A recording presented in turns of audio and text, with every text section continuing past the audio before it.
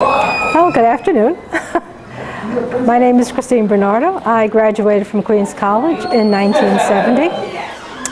At that time, Queens College was the only option I had. My parents had no money, and they couldn't even afford to send me to a state school. Queens College was free, and it was the only place I could go to, and it was the best place to go to. I received an absolutely wonderful education here at the college. I majored in English, and it's something that I use to this day because I work for the city and I work in the Bureau of Examinations. We prepare civil service exams, and I'm constantly editing and writing, and everything that I learned here helps immensely in my career and in my current job.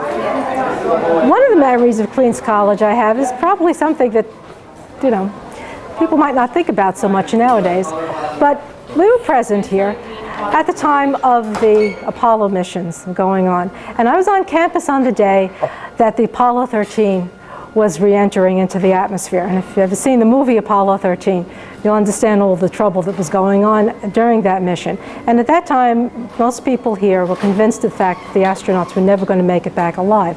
But they had made it all the way through to the atmosphere.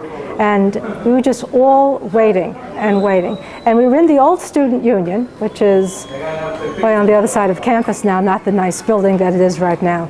And there were hundreds and hundreds of students in the Union and all around the quad and around campus, just looking at the television and waiting and waiting. Everyone was so silent and just waiting to see if the Apollo 13 would come back and if the astronauts would be alive in the capsule when it did re-enter the atmosphere. And just like it was in the movie, it did re-enter within sight of the ship, so you actually got to see the capsule coming down. And when it was there, and when you heard Jim Lovell's voice coming out saying that they were okay, everyone was just holding their breath, and just everyone let out this sigh of relief for just a minute, and then everyone just broke into cheers and yelling and screaming and thanking God that they were still alive.